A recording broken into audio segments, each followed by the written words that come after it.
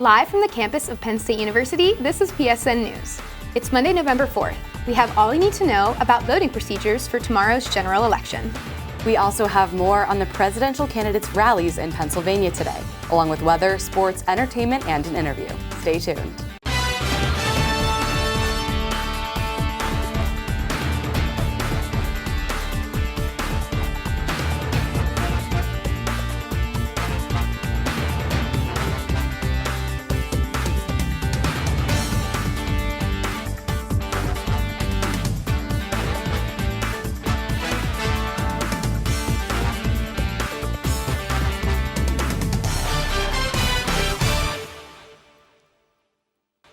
Thanks for joining us tonight. I'm Emma Goldkopf. And I'm Jordan Spagnolli. Citizens will have the opportunity to vote in national, state, and local races tomorrow. As well as the presidential candidates, Pennsylvania voters will select candidates for a U.S. Senate seat, Attorney General, Auditor General, and State Treasurer. Pennsylvania's House of Representative district candidates on each ballot will vary by precinct. Voters can visit centercountyvotes.gov to view sample ballots and find out which candidates will appear on theirs. First-time voters or voters going to a new polling place for the first time must provide identification. Some of the acceptable photo ID options include a driver's license, a passport, or even a student ID card. Some of the non-photo ID options include a current bank statement, current utility bill, paycheck, or voter registration card. Returning voters do not need to provide proof of identification unless it's otherwise stated in the poll book. If someone is unable to provide identification, they'll be allowed to cast a provincial vote until their identity can be confirmed. Center County has been asked to throw out 124 mail-in ballot applications. Governor Josh Shapiro's administration said these voter applications were part of a mass-produced effort meant to undermine confidence in the upcoming election. The voter applications are being challenged because they live overseas and do not intend on returning to Pennsylvania. The Pennsylvania Department of State criticized these challenges and said they are based on theories that Pennsylvania courts have repeatedly rejected. There will be a public hearing Tuesday at 1 p.m. before Center County's Board of Elections. Many Penn State professors are still holding classes on Election Day, despite the new Faculty Senate policy. The Penn State Faculty Senate made a new policy telling professors that they should make classes asynchronous on Election Day. Asynchronous instruction could include a recorded lecture or an assignment to be done at any time. This decision aims to make voting more accessible for students. If professors were to hold in-person classes, the policy stated that students who miss class should be allowed to make up any missed work. Now, field reporter Cora Rodriguez has more important details for Penn State students who are planning to vote. Let's take a look. It's that time of year again. Text messages, ads, and even a truck reminding you to vote. But where can you vote? Before getting to the polling place, most college voters must bring their ID if it's their first time voting. Most students bring their student IDs, but you can use a voter registration card from the elections office, a PA driver's license, or a passport. The polling place for each Penn State student might be different based on where they live. For on-campus housing, students will vote in the hub. There will be 8,000 voters coming to the hub, but what should you expect? The polling place is located inside Alumni Hall, so that's where all the secure booths will be, the voting machines where students insert their ballots. There'll be poll workers outside to get students checked in, to get them to sign the poll book, to show ID, things like that. And the line, if it comes to that, will stretch outside Alumni Hall, and if absolutely necessary, will stretch outside the hub. Another location for students living downtown is the St. Andrew's Episcopal Church located on Fraser and Foster. But voting in person is not the only way to vote. If you received a mail-in ballot in the mail, the Center County Elections Office must receive your vote by 8 p.m. on Election Day for it to count. There are 3 ways to hand in a mail-in ballot. You can mail the mail-in ballot, drop it off at a drop box, or deliver in person to the elections office. There are 8 drop boxes in Center County, but there are 4 in the State College area. They are at the Ferguson Township Municipal Building, the Hub, the Patson Township Municipal Building, and the State College Borough Municipal Building. Election Day is slowly approaching, and here's Maddie again to explain why voting is so important. In our current political system, young people often feel left out. We don't feel heard.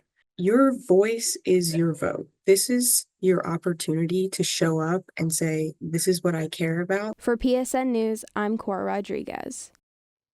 Will students need to bundle up on their way to polling locations? Student meteorologist Daniel Weaver is live in the studio with this week's forecast. Daniel?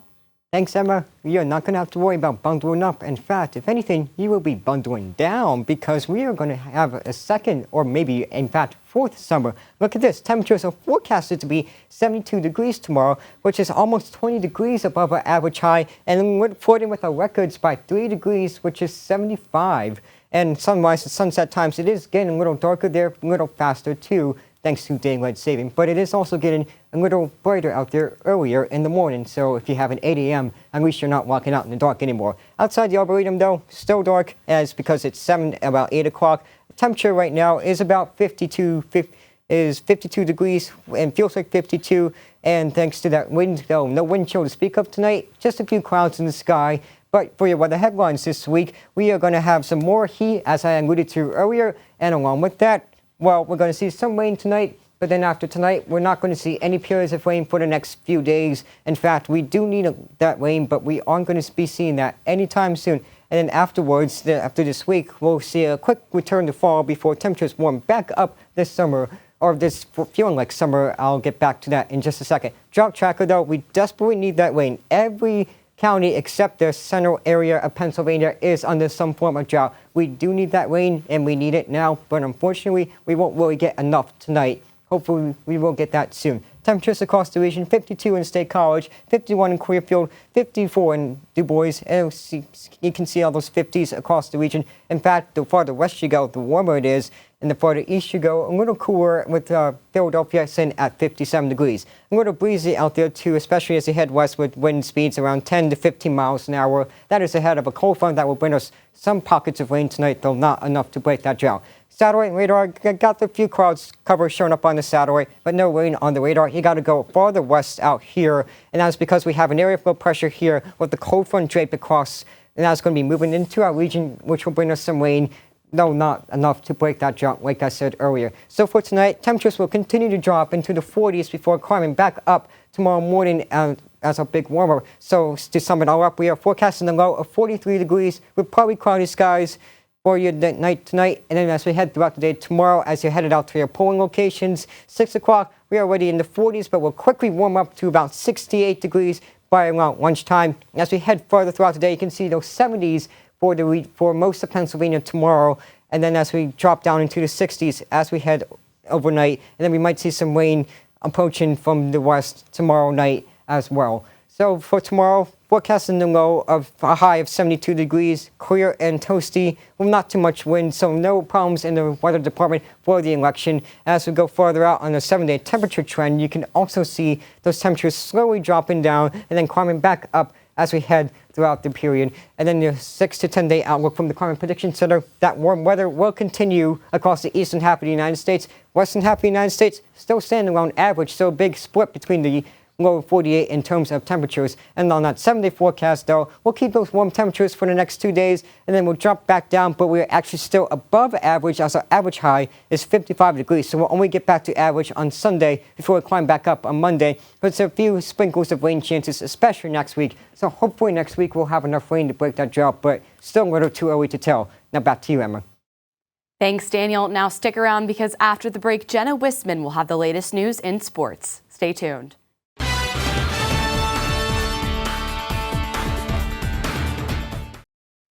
Welcome back to PSN News. I'm Jenna Wissman with your sports update. Number 6 ranked Penn State football is no longer undefeated. The Nittany Lions suffered a heartbreaking loss in front of Beaver Stadium's record-breaking crowd on Saturday to Ohio State by a close score of 20-13. Penn State struck early with a field goal and a 31-yard interception returned for a touchdown by Zion Tracy. This would be the only touchdown Penn State would score all game. The defense racked up 3 sacks and 1 interception, but it wouldn't be enough. Close calls by refs and poor play calling left fans frustrated as head coach James Franklin moves to 3-17 against top 10 teams in his career. Penn State will welcome Washington to Happy Valley next week for the official whiteout game, where they will look to shake off the loss. On a more positive note, number 3 ranked Penn State women's volleyball continues to dominate the Big Ten after a 3-1 win over Iowa on Friday night in Rec Hall. The Nittany Lions moved to 22-1 overall and 12-0 in conference play, this marking their 14th straight win. Cameron Hanna and Jess Merzick tallied 15 kills apiece. Maggie Mendelson also had a great game, tallying 10 kills. Jillian Grimes led the team with 16 digs and even matched her career high with 4 aces. This team has so many weapons and has been unstoppable all season. The Nittany Lions will hit the road this week, where they'll play Northwestern Friday and number 7 ranked Wisconsin Saturday. The Philadelphia Eagles escaped what would have been their 3rd loss of the season on Sunday against the Jacksonville Jaguars. The Eagles blew a 22-point second-half lead at home, but were able to come out with a win by a score of 28-23, thanks to Nakobe Dean, who intercepted Trevor Lawrence's touchdown pass late in the 4th quarter. Jalen Hurts went 18 for 24, and Saquon Barkley had a stellar game with 27 carries for 159 yards, a touchdown, and a backwards hurdle. Finally, we can't forget about Devontae Smith, who tallied 4 catches for 87 yards and a touchdown. The Eagles now move to 6-2 on the season and will travel to Dallas this week to take on the Cowboys. That's all for your sports update. Now, don't go anywhere. Sela Guler is going to talk about PSU votes. After that, Jaden Vogel has the latest in the world of entertainment. Stay tuned. I'm Sela Guler with Penn State Network News, and I'm here today in the Hub visiting the PSU Votes table.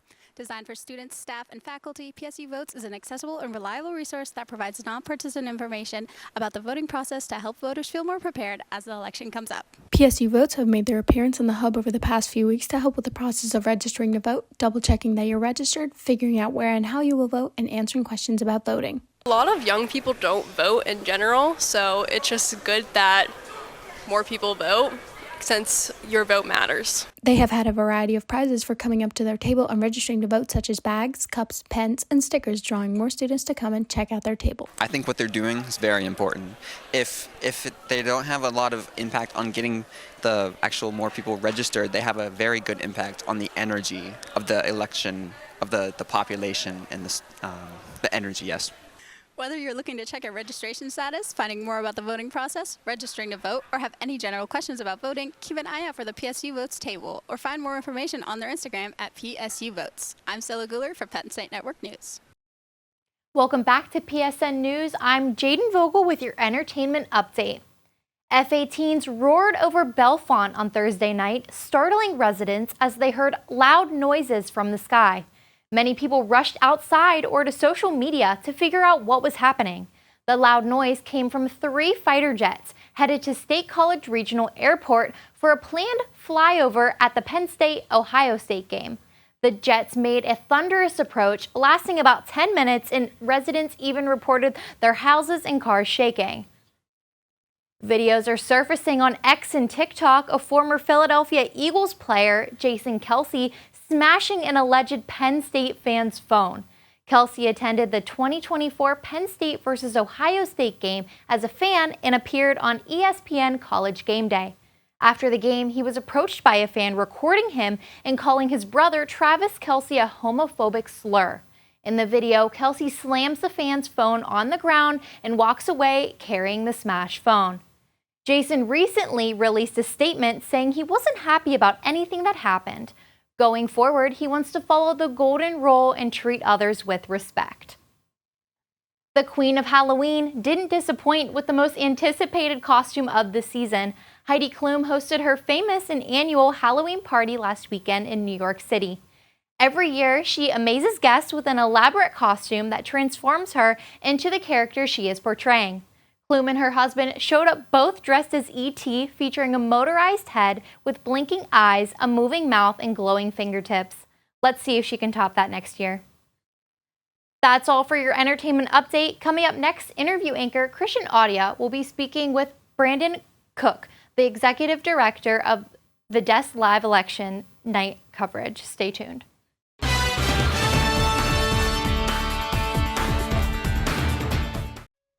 Welcome back to PSN News. I'm Christian Audia, and joining me tonight is Brendan Cuck, the executive producer of At the Desk's election night coverage.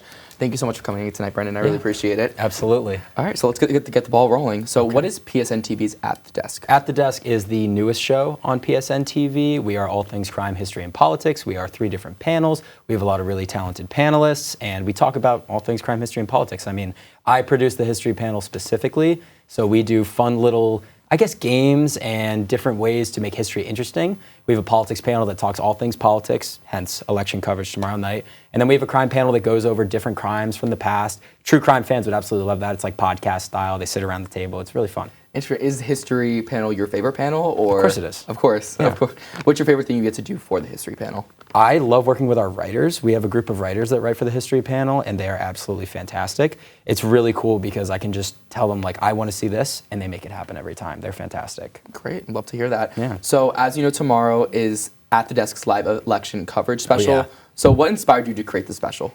I mean, there's a lot of different things. I think that being on the show and seeing the people I work around, wanting to do something special with them is a really important thing for me. But I mean, it's the election. You only get one opportunity to do this when you're a college student. We're here for 4 years. Every 4 years is the election, right?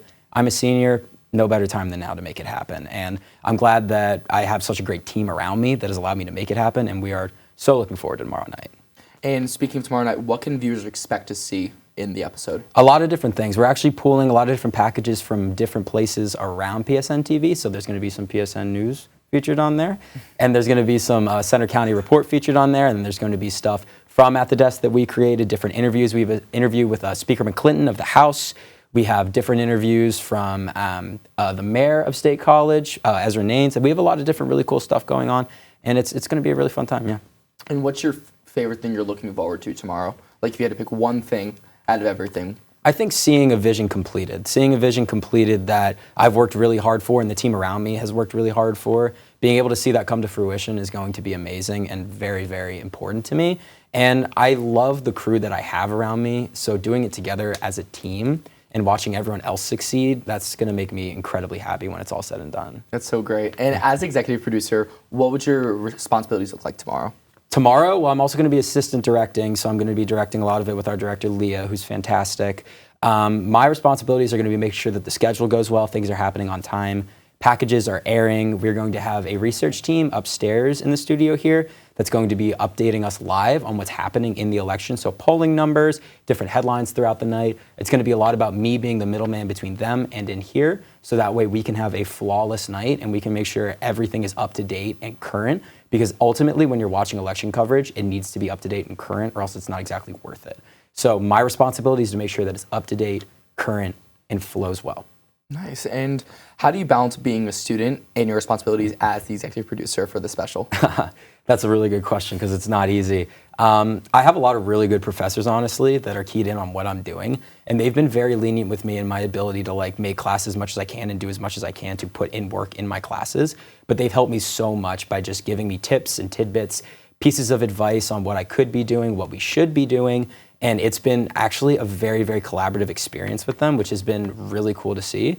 Not often do you get to do something and have your professors help you with it, right? So I have all these different professors that are journalism experts that have really been like, okay, this is what you should do, this is how it should look, et cetera. And it's been fantastic. The experience has been stressful at times, of course. However, they've done a great job at making me feel prepared for my classes and allowing me to relax as much as I can. So that way I can do my duties and also be a great student. Nice. And is there one particular professor you maybe want to shout out tonight that's helped you out the most? Absolutely. I'll shout out Katie O'Toole. She's my audio news production professor, and she is lovely. We have an awesome class, and we do a lot of really cool stuff. And she has always been there as a support beam for me when it comes to my expeditions in news per se, and she's really good at what she does. So she's always helping me out, asking me about how it's going. She emails me different stories. She's fantastic, and she knows how much I have going on, and she makes sure that she's there for me. So big shout out to Katie, man. Hopefully I get to take her in the future. Yeah, Com 360, take it. And what are some potential challenges you expect for tomorrow?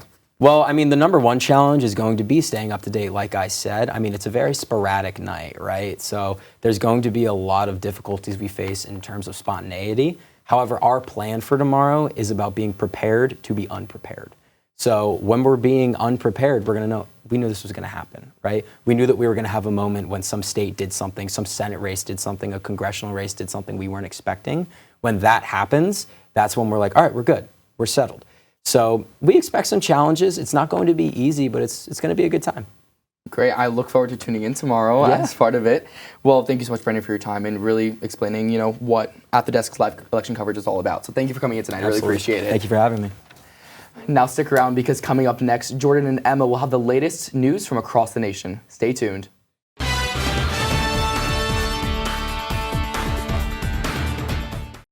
Some voting rights advocates are still celebrating the Supreme Court's decision to count provisional ballots. On Friday, the Supreme Court rejected an emergency appeal from Republicans that could have led to thousands of provisional ballots not being counted. The 4-3 decision upheld that election offices must count provisional ballots casted by voters whose mail-in ballots were rejected. Pennsylvania will play a key role in the outcome of the election, with all candidates vying for the battleground state's 19 electoral votes. Republican candidate Donald Trump and Democratic candidate Kamala Harris are both spending their last day before Election Day in Pennsylvania.